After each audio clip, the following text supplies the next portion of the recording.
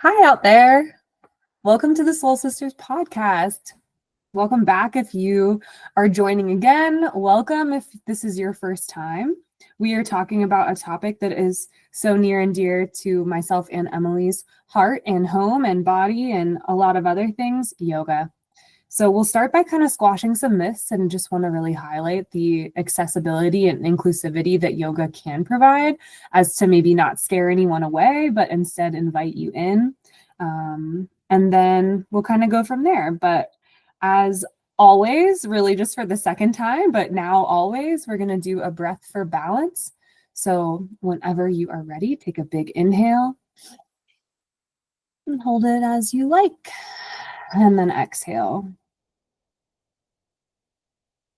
Find a little bit of center. Think about what balance might mean for you today. And give yourself a hug or pat yourself on the back for being here.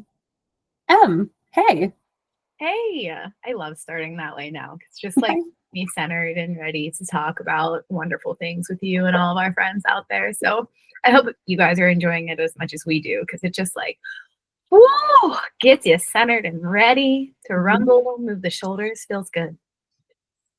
Yeah, and we have a little tradition that we have had since day one, day zero. We shake it and do some silly stuff right before this, so that breath feels really good and natural to kind of like get the sillies out for a moment and center ourselves here. So here we are. We're here. Let's talk about yoga. Let's talk about yoga myths. Let's talk about some preconceived notions that people have about yoga, because I know a lot of people that have even listened to our podcast. Some of the feedback that we've gotten has been, I don't really like do nature like you guys do, or I'm not into yoga like you guys are, and that's kind of hard and blah blah blah. So I think kind of squashing some of these myths are so important, because the biggest lesson to take out of today is that yoga is 110% yours, and you are able to manipulate your practice in any way really that you see fit. So Liz, what is your number one myth that just kind of grinds your gears about yoga? When people say I can't do it, when they say maybe like I can't do it because I have an illness, or something is wrong with me to make me unable to do yoga. Yoga can be breathing. We all breathe. Yoga can be, we have seated yoga at my job. So people aren't, getting down on the ground and rolling around or anything like that. So I think the number one myth is just like that you think you can't do it. You can, and there's no expectation to do it a certain way. And like I always try to think like there's no right or wrong way to do yoga. Sure, if you're like hurting yourself, maybe we can talk about those things, but it's really listening to your body. Yeah. What do you think? Well, I think in relation to just that myth specifically, something that kind of hurts my heart for people is like, you think you have to be flexible, or you have to be athletic, or you have to know what you're doing because you have to be able to balance on your head. And it's like, none of that is true. Yoga is a process. It's a practice for a reason, just like anything else that, you want to try in life. And to think that you have to fit these certain molds, or you have to, dress a certain way, or you can't do it unless you have, prior experience, or unless you're, someone who moves their body frequently. It's just not a thing. You can do it. Anybody can do it, and yoga can be anything that you want it to be. There are times where I have literally done yoga sitting in bed. Like, there is such a thing as bed yoga, where I will sit cross-legged or put my legs out in front of me. Maybe I'll find a diamond pose if I want. And I'll just stretch in that way and allow my breath to recenter me right before bed, which feels really good. So I think just like understanding that yoga is not this thing that you have to fit a certain mold to be able to do. You can do it. You really can. And I know it sounds it sounds like, yeah, okay, well, the two of you, you've done yoga for X amount of years. And so, of course, you're going to say anybody can do it. But like, we both started with never having done it before, and not really knowing anything about it. So I encourage you that maybe if you've ever been interested, but you just feel like you don't fit the mold, just take a step outside the box, because you truly, like, you can do it. I promise. Absolutely. I took my mom to a yoga class with me for the first time ever this year, and she had a lot of like positive feedback for it. I think she was out of her comfort zone and then quickly found out like there's no expectation as long as you can find a comfort zone or like find a place there. Emily said the word diamond pose. And so I just want to call that out. Like, you don't need to know the names of poses. Sometimes they're like a little intuitive. Like, I'm thinking a diamond pose is when your feet touch together and your knees come out in the shape of a diamond. So sometimes yoga can be really intuitive. You can still get by without knowing the name of poses. My next myth was that yoga is too expensive. So segue, there are free YouTube videos online that don't use any of like the yoga terminology. So much of yoga I like to do is with my eyes closed. So people are explaining to me how to move my body. And I don't have to look around, and you can just look around. Maybe you don't know what they're saying and you're not an auditory learner. So there are different options for you. And I pay for a gym membership. It's the only thing I really pay for because of yoga. Like, that's the main thing that keeps me there. My partner doesn't take any yoga classes. He uses like this free app on his phone. So that's the myth that I want to squash too, is that like it is accessible if you know where to look, and we can help you find it if you ever have questions. Totally. And even just on top of like paying, I know this because I worked in the fitness industry for over a decade. And so I know that boutique studios are like really appealing and they look pretty on Instagram. And if it's not yoga, then it's Pilates, or it's this, or it's that, or it's Pure Barre, or whatever it is. And those boutique studios are expensive because you're paying for an experience, right? You're paying to go in and have these certain amenities, and you're paying for the class and the instructor and the food that they give you afterwards and all the designer clothes that they have inside. Yeah. So like, where are you going? Yeah. Well, I'm going to the point that like, you don't need all of that, right? Like, you don't need a $90 Jade yoga mat. You don't need Lululemon leggings. You don't need any of it. You don't need leggings at all. There is no amount of money that you need to spend in order to find benefit from yoga.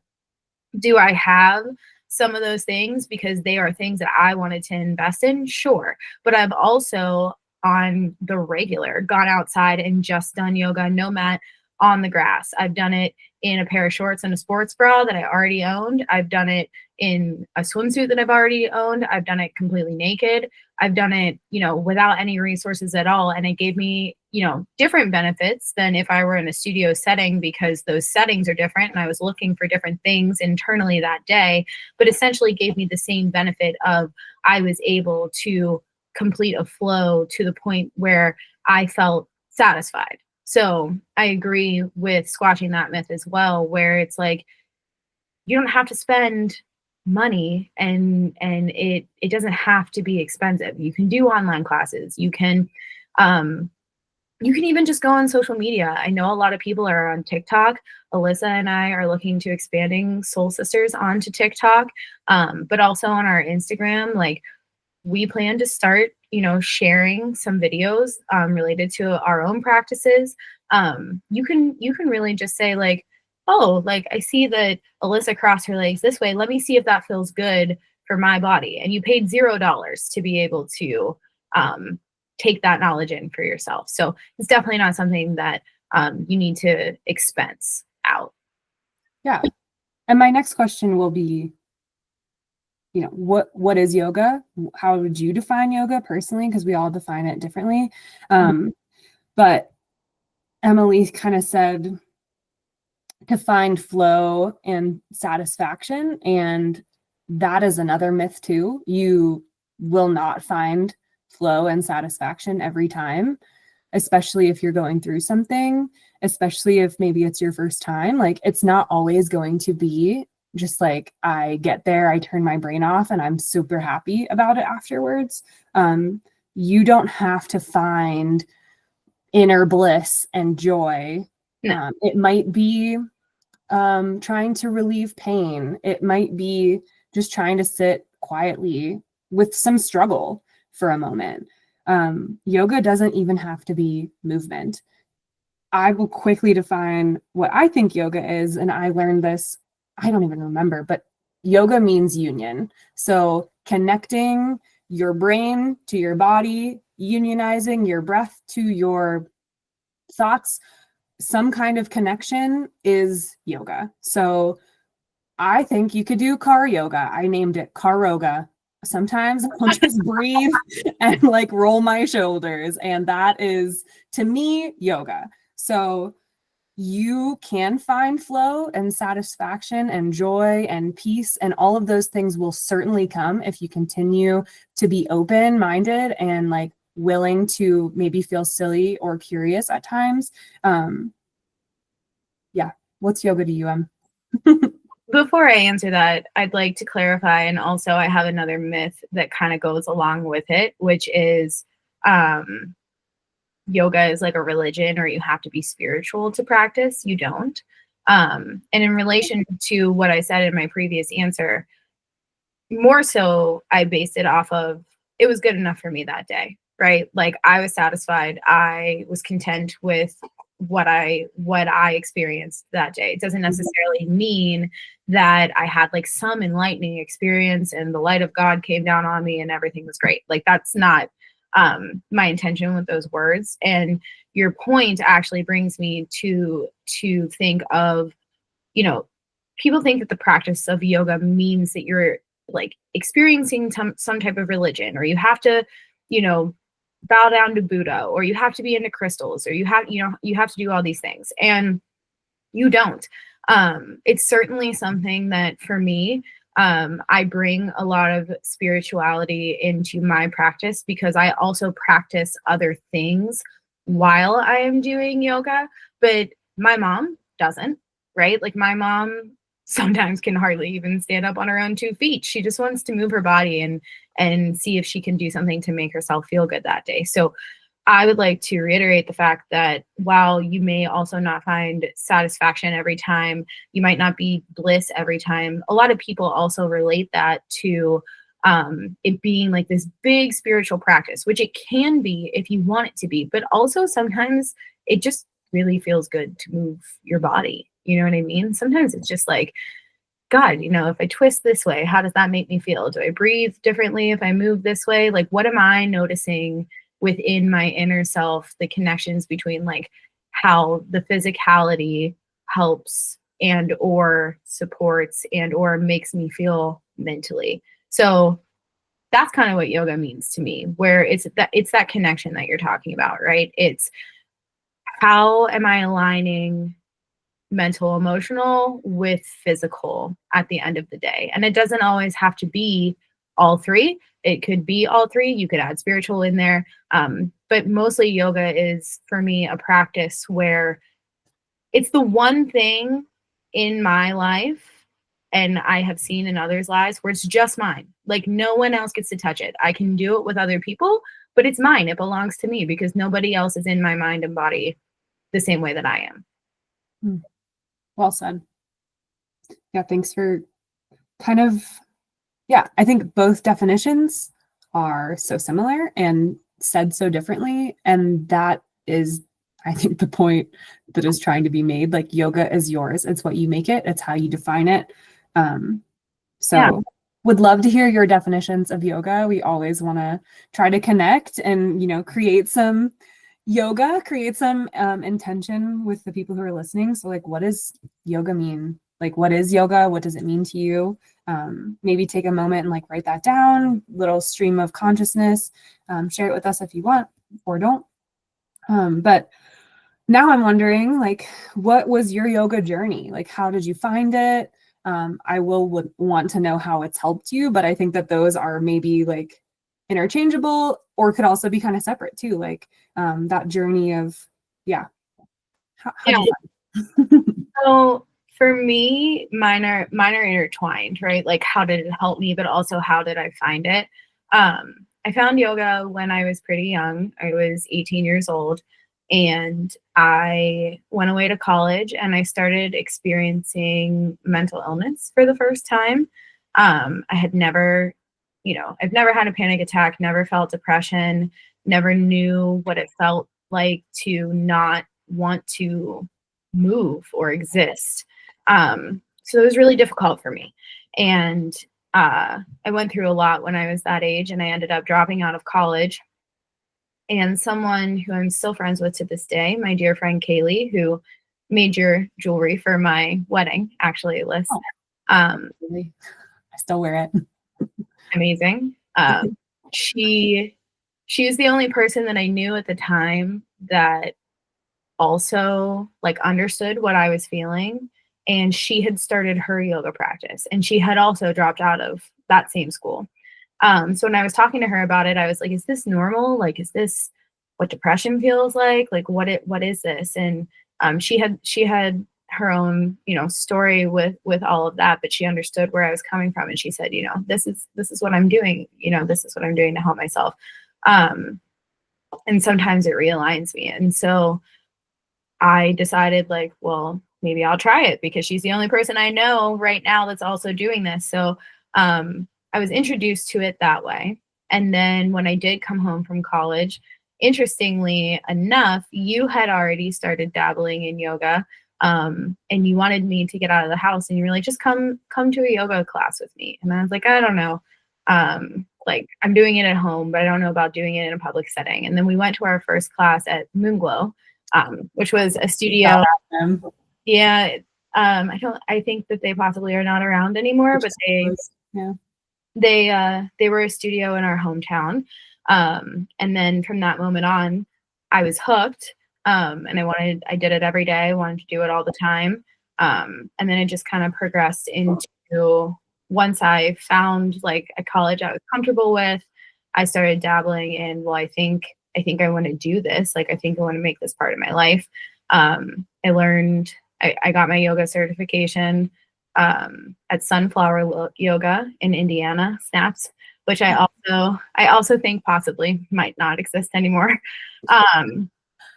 And that's really what like steered me into entering the fitness industry, which is what my career until recently was all about for over a decade. So not only did it start because it was somewhere for me to go to find peace, it turned the trajectory of my life in terms of things that I wanted to accomplish and achieve and felt progressive. I believe that it has even led us to this podcast today because yoga is a huge part of our friendship. So thank you for asking. I would like you to share with our friends at home what your yoga journey is, because they're kind of intertwined, which is so cool. Yeah, I didn't know the beginning of your yoga journey, and I didn't know that I was like I guess I forgot that I was a part of that. So this just makes this even more special. But yeah, I couldn't even remember if I maybe found it my senior year of high school or my freshman year of college.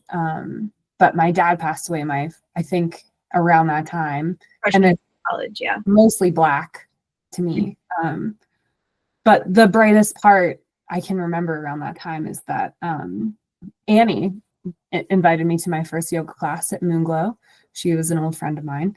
And Moonglow was a walk from my house. It has moved since and it's closed down, unfortunately, but it was hot yoga. And I don't really practice hot yoga anymore. And so it's kind of just how your journey kind of waxes and wanes and moves around. But you'd go in this tiny space and just sweat profusely next to strangers, and you'd be so invested in your own shit that you're not looking at anyone else, and you're really not like even able to feel that self-conscious because you're just like, I have to get to the next move. Like I have to breathe here or I'm gonna possibly pass out. It's not always that hard, and yoga really isn't that too often. I think core power is kind of like hot yoga nowadays, but I don't think it's like the most practiced really. But yeah, it saved me. It saved my whole life, I think. Just bringing that breath to movement together, and yeah, and then from there, it just has always been such a powerful point of who I am. And I moved to Colorado, and I got a job with AmeriCorps and C and Triple C's. They're closed down now as of like 2 days ago, thanks to the administration, which really hurts my heart. But that job got me out, west, and I'm alone again, just like in another state. And I have this job where I'm paid very little and I'm working a lot. And I just had really no connection to anything else. And so I found yoga again at Pranava Yoga Center, which is also no longer existent. So I guess this shows like maybe our age or how long yoga has been around for us. I mean, it's been around for longer than 10 of me times 10, but way old. Yeah, it's a very ancient kind of practice. If you're ever curious, I don't think we'll even have time to kind of dive into like the history of yoga, but that's a whole entire 20 podcasts. But yeah, so I got certified to teach there, and I have since taught a lot in a lot of different places. I feel imposter syndrome a lot when teaching because I am really silly. Like I provide a little bit of flow and a lot of laughter and just like movement. So I haven't really taught in like a gym in a very, very, very long time. I forgot I even worked at LA Fitness until I looked at my old resume and was like, oh, wow, that was a time in my life. But so yeah, go ahead. Go ahead. Sorry. Oh, I teach now at Next Chapter where I work, which is a smaller of an umbrella company in Colorado. And I teach to people of all ages, sizes. Sometimes it turns into just like laying down and breathing. Sometimes we like turn it into a dance party. So it's like very whatever I want it to be or whatever the other person decides it should be that day. Yeah. Love that. Thank you, yoga. So what do you think, like, you talk about this progression of like where we started and kind of where we are now and how we got into this. So where do you think along that lineage, like what is the biggest change that you've seen in your practice? Because personally for me, I feel like some of my biggest change happened when I realized that like those myths or like those stigmas that surround yoga are not true. Mm-hmm. So like, do you see a huge difference between your practice, when we were in Greensburg and just starting at Moonglow as opposed to like how you practice now? Yeah, definitely. At first it was like unknown. It was just so important that I did it, but I knew almost nothing. Then I wanted to learn everything about it and then kind of realized like, I don't think I'm going to make a bunch of money off of doing this. I think that this is just for me. And now it is one of the most important aspects of my life. It's one of the only things I'm consistent about. And I guess not even consistent. Like I don't do it every day. Sometimes I don't do it every week, but like my body will tell me like, it's time you go. You feel like crap. You kind of look like crap. Like, look at yourself, like get to yoga, go move. And that's like specifically for like an hour long, like I am diving into that space and time. I definitely find it throughout my day. But I think what has changed so much, and I think this has come with just like time and attention, is like my body is like, ooh, your lower back hurts a little bit, like move for that. And that is, I think, the greatest gift that I have ever really been able to give myself and like continue to work at it. And it's crazy too, because like you said, like your lower back, you're like, oh, like that hurts. So like most people think like go to the chiropractor or stay off your feet or take ibuprofen. And it's like, no, like your body's telling you you need to move. I mean, unless you have like some actually defined injury. Sure. Your body is telling you like move, like stretch that part of your body, release some of that tension. I think that something beautiful that yoga has taught me is that we hold a lot of our emotional health in our physical body, and we don't necessarily always recognize that. But now that I've practiced for so long, I recognize like when I am really upset, and I do mean really upset, as I have been for the last month because I've gone through some pretty significant things in the last month. My lower back does hurt, and my hips absolutely are just torched. And it is true that like when you are going through something, that has really affected you in that way, maybe it's stress, maybe it's sadness, regardless, like a lot of people, we hear it more commonly like, oh, I hold my stress in my shoulders, I hold my stress in my neck, but you hold your sadness in your hips. And that is your sign when you start to feel that, where it's like, if yoga is not the thing, do something to like move that part of your body. So it's interesting that you bring that up because I've been experiencing that lately. Mm-hmm. Yeah. And, just like knowing when we're not doing it as much. I think even just like my barometer of like, oh, I haven't done yoga in like 3 months. Like, ooh, even just having that like inner wisdom of my own self has been something that has developed over time. And I would have never known that.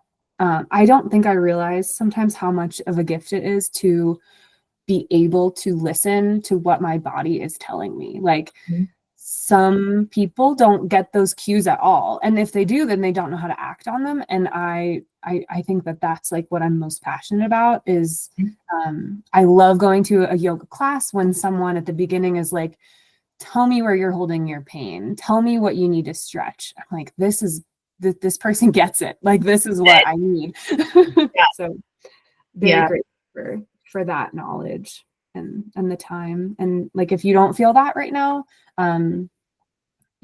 reach out, find other outlets. If you can think like, oh man, I feel some stress here, like let us know a spot. And like, this is like the jam. This is, I think, what Emily and I both like really hold dear in some sense of like what yoga is. It's like, okay, you have a pain, it's localized, how can I help you? The spiritual stuff is incredible and can be a huge tool for mental health. But I'm not talking about that right now. I'm talking about like physically your body, and that's it. Yeah, for sure. And I think it's so important to call out to, the physicality of it is so important to Alyssa. She's such a proprietor of like, people are so afraid to move their bodies, like, and just be weird and do weird stuff and dance and just like move, and it's something that she holds so near and dear to her. Whereas like the progression of my yoga practice has, I think like the most significant jump has been, I started out very, very much struggling in my own mind, but also very much struggling in my own body. I've never had a great relationship with, the way that my body looks. So I started to look at yoga as this outlet of where like, okay, this will help me stay skinny. This is going to help me stay skinny. And it was something to focus on other than like all the fucked up shit that was going in my head. Right. So it started very physical for me. And then as I progressed through my practice, I noticed that because I practice other things, you don't have to do this, but because this is my journey and how I practice, I now am more connected to the spiritual part, if you want to integrate that into your practice, because I am a Reiki practitioner, because I am someone that focuses very much on like the alignment that goes through my spiritual body. And I feel very deeply that my mental, emotional, spiritual, and physical self are all connected in that way. That's something that I really love to focus on.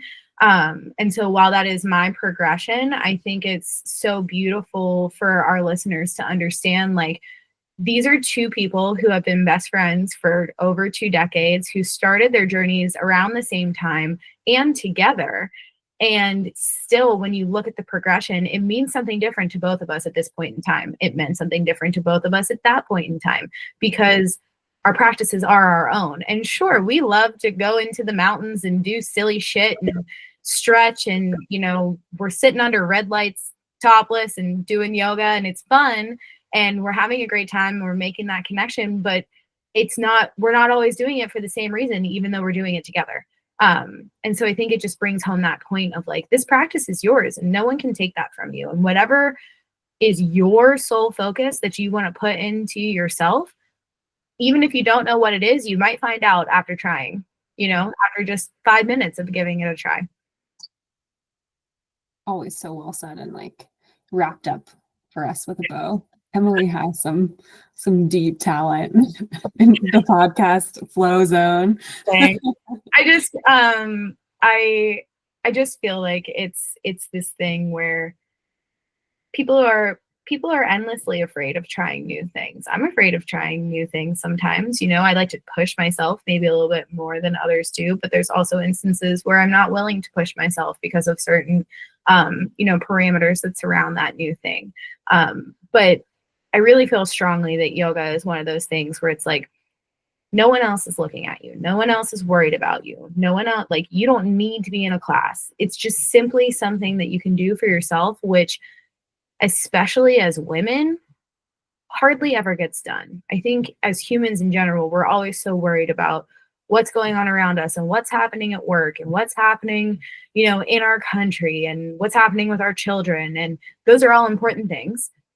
But what are you doing to reconnect with you? How are you growing in your self-awareness and being able to fuel your body, your mind, your soul? And yoga is a really great tool for that. And it doesn't have to be some crazy cosmic, overplayed, polished, expensive thing. It can just be something that you do for yourself. And you can do it any way you want. Mm-hmm. Yeah. I think for me, I operate with like a cracked open soul all the time. I'm just so, maybe to a fault at times, just like so open that like each conscious breath I take for myself is spiritual for me. It is empowering. It is only for me. No one's taking that breath for me. No one like really cares that I'm taking this breath. So I determine what it's for. If you think about how many times in a day we breathe and it's not conscious, it's just unconscious. We're just breathing. When I sit and just breathe for myself, you can call it yoga, you can call it meditation, mindfulness, you can call it whatever you want. That to me is a really sacred part of my life. And I think sacred and spiritual can be very intertwined if you allow them to be. And just like we keep saying, yoga's for you, you define it. So is your spirituality. So is all of it. So yeah, if you choose to integrate that part, if you want to create a ritual or you want to make it sacred or you want to bring in spirituality to it, it doesn't have to be in a box. I know for me, I practice a lot with crystals. I practice a lot with different herbs. I practice a lot with like using my natural surroundings. So what's growing around me? Like, what does that energy look like? What season are we in?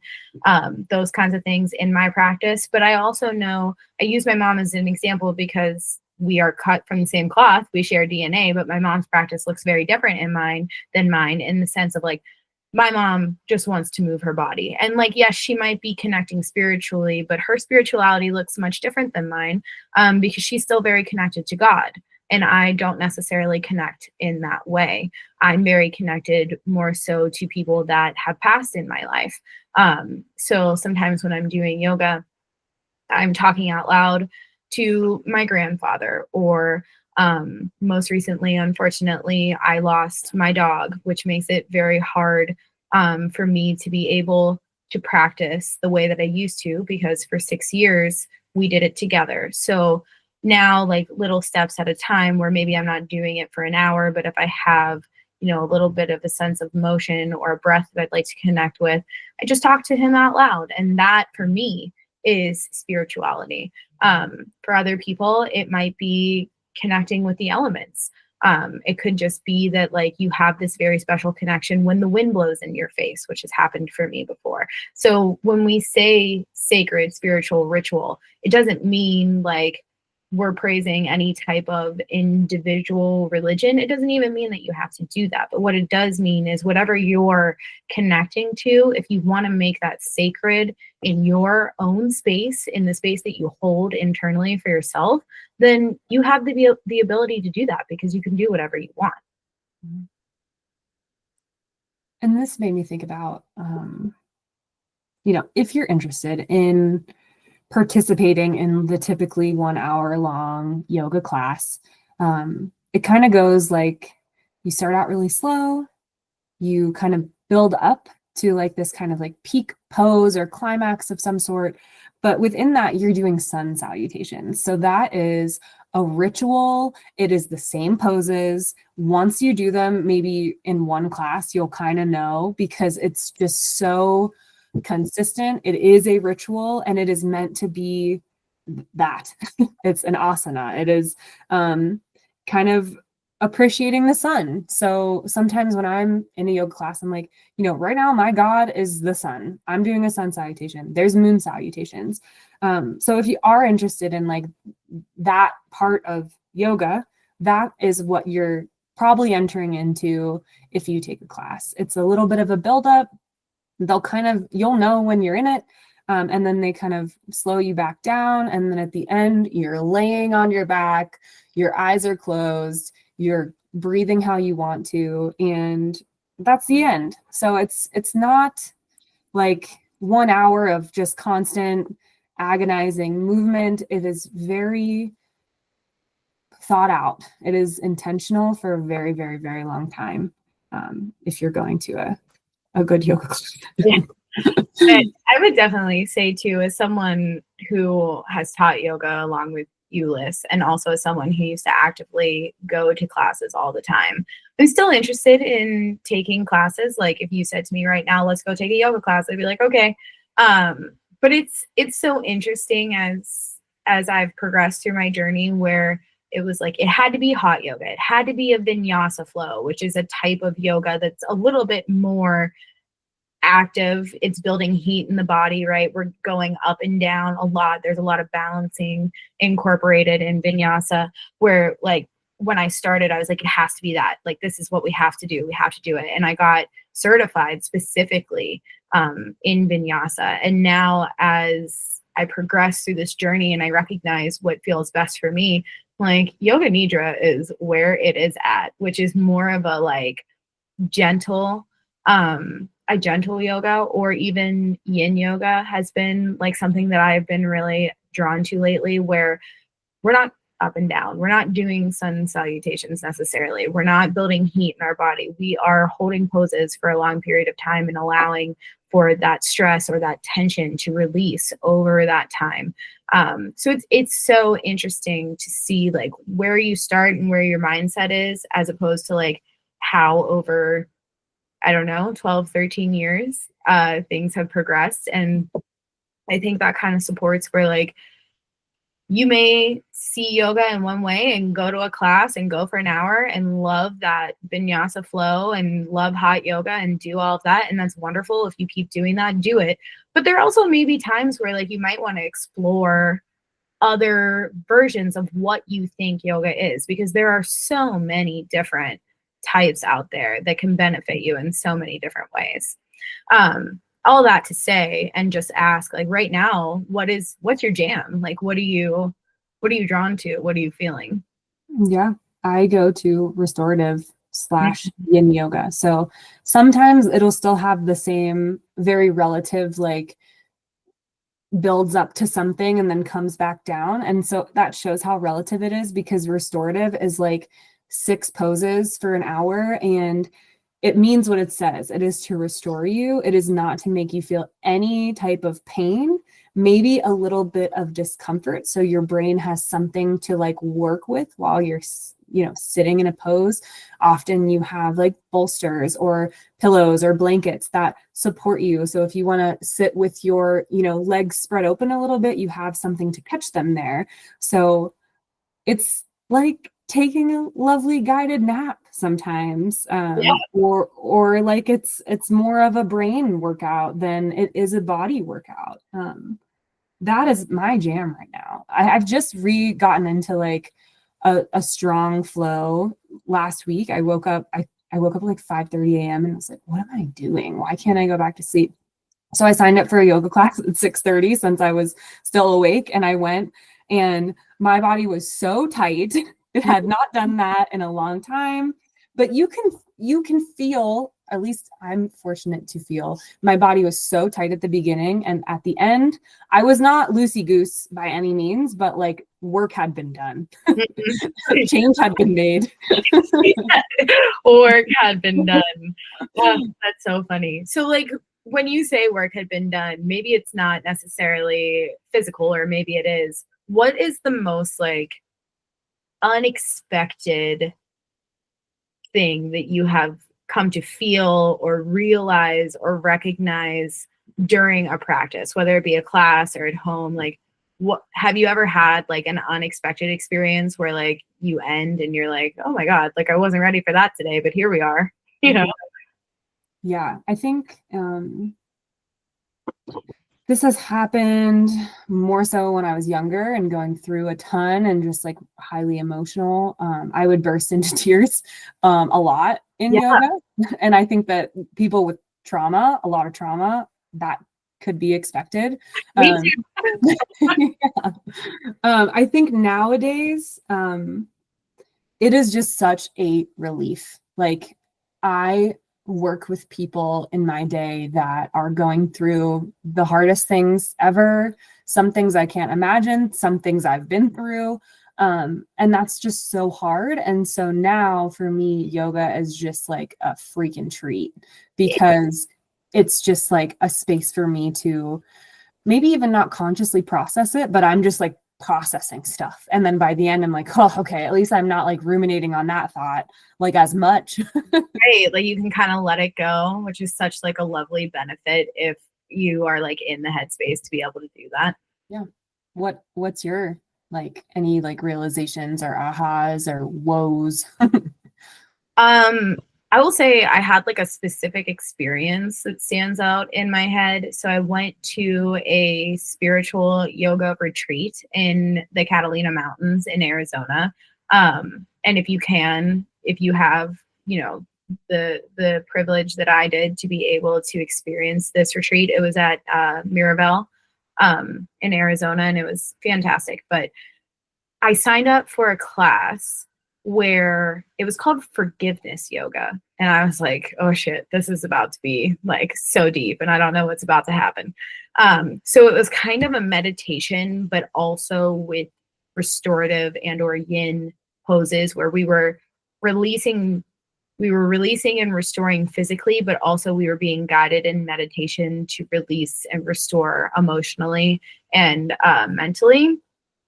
And the class started with us, you know, being guided to channel that person or that incident that we needed to provide forgiveness for.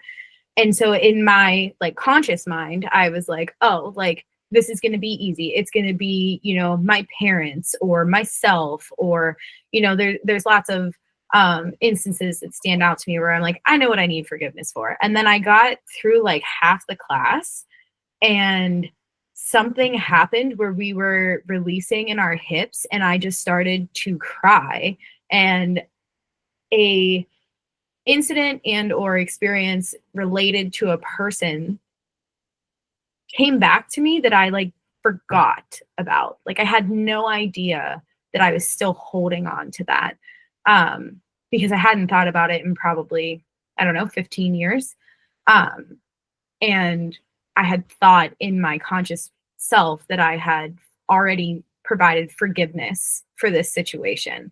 So it was really unexpected, because I was just like, where did this come from? Like, I did not expect to go here. And when I was done, it really took me a moment to get up, be able to move, carry on with my evening. But as my week continued to progress, I kept coming back to it. And I was like, man, good for me. Like, I had no idea I was still holding on to that. I really, like, I needed to do that, but like, holy shit, I wasn't expecting it because I thought we were past this already. So it was pretty cool. Wow. Yeah. I think that can provide some relief of what like maybe or understanding of what you could anticipate in yoga, I guess, depending on where you're at and what you're going through. I'm really glad that you looked at it that way too. Like, hey, good for me that I Yeah.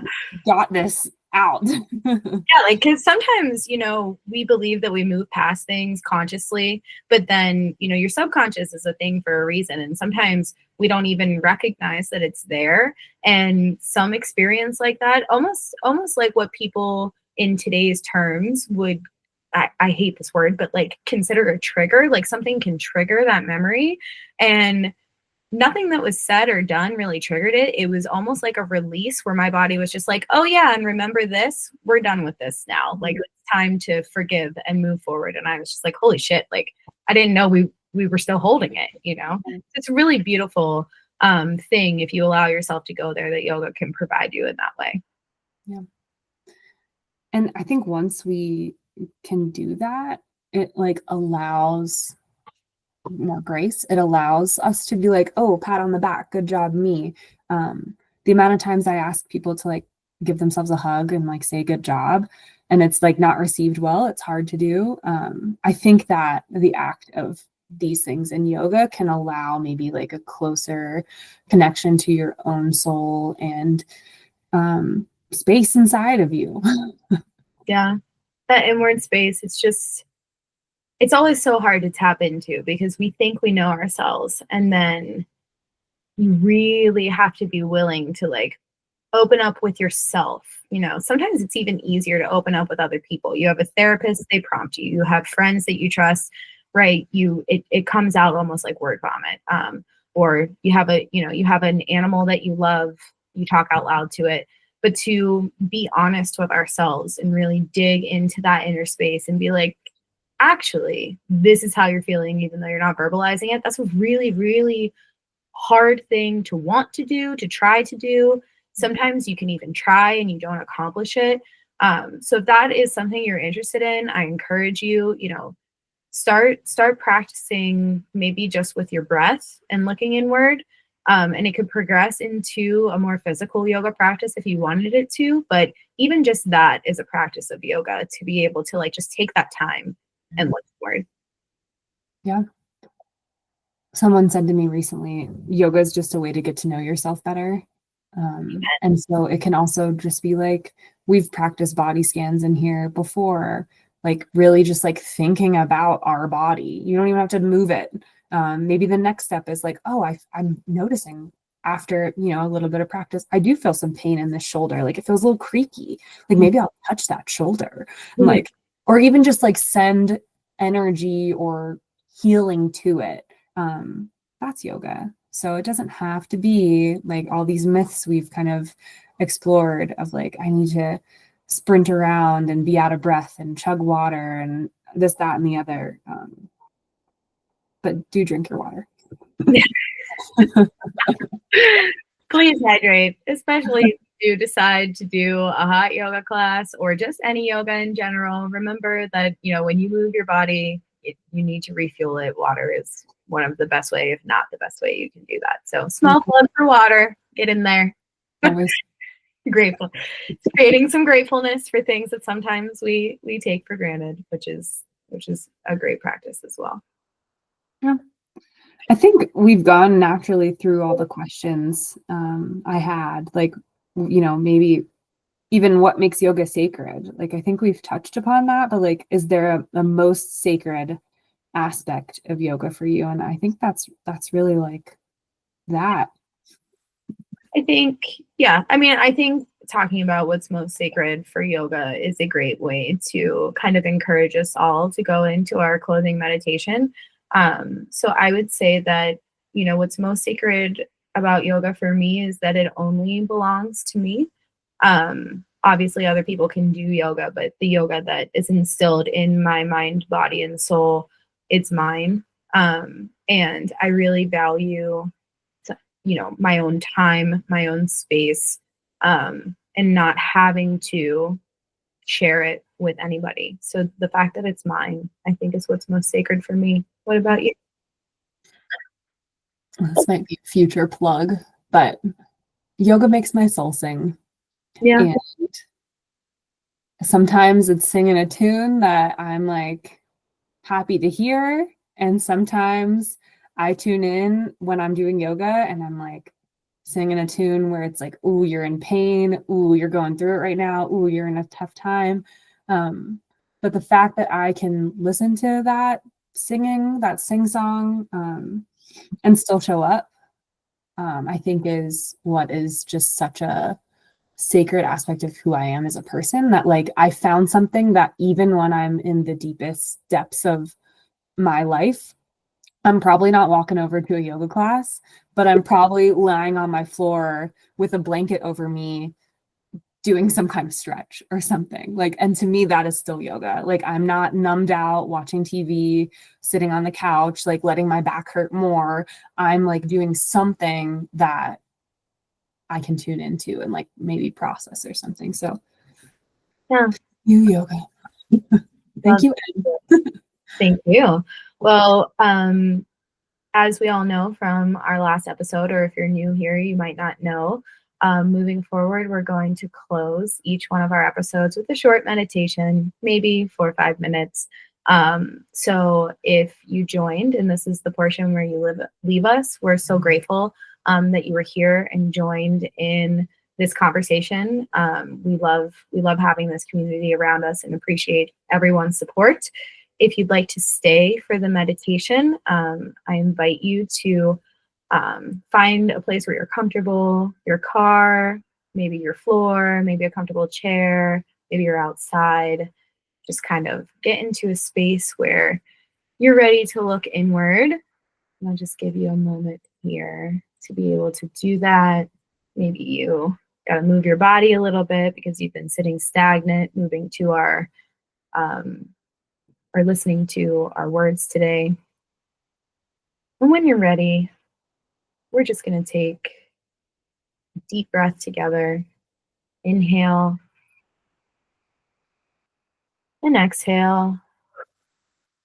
Just find a moment of stillness, whether you're seated, laying down, maybe you're standing up, allowing the sun to hit your chest. Just allow your body to settle in here. Soften your shoulders, let them fall from your earlobes. Unclench your jaw. Let your tongue fall from the roof of your mouth down to the bottom. Maybe stick it out like Alyssa's doing right now for a little silly moment. Whatever feels right. If your eyes aren't already closed, maybe gently close them. Allow yourself to kind of look inward. Take another deep breath in. Hold it. And exhale out. Just let that breath guide you inward. Just with every exhale, really feeling your body expand. Bring your attention to that space within you that we've been talking about this entire time. That quiet space. It just exists beneath the noise, beneath the labels, beneath your stories, your thoughts, your expectations. You're not your job title. You're not your to-do list. You're not other people's expectations of you or the pressure that society puts on you. You're not that version of yourself that you've outgrown, that you've left behind. You're something deeper than that. You are your presence, energy, just your own truth.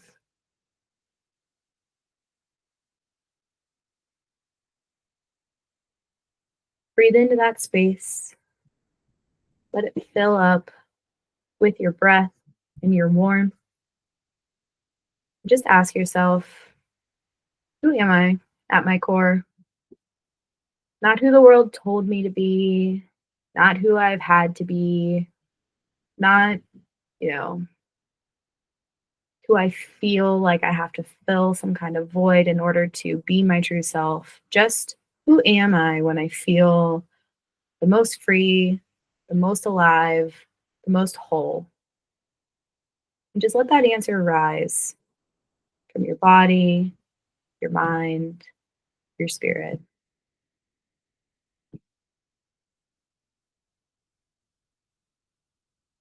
Maybe ask yourself, what's truly serving me right now? What thoughts, what people, habits, what environments are bringing me closer to that truest version of myself? And, just as important, what no longer serves me? What can I just lovingly release to allow for more space within?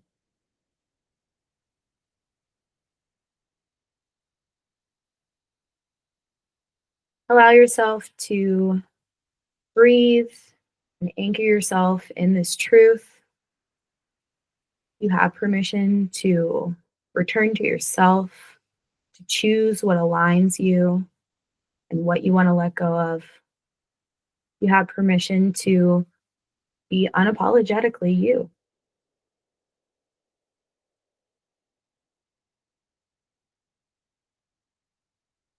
As we close, just bring one hand to your heart. Feel your own warmth, your own steady rhythm. This is your home. This is your power.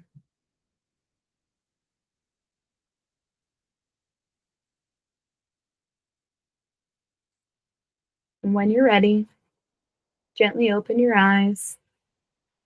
Maybe give a little wiggle and carry this feeling with you. And just know that you are enough. Thank you so much for joining us today. We love you, and we will talk to you soon.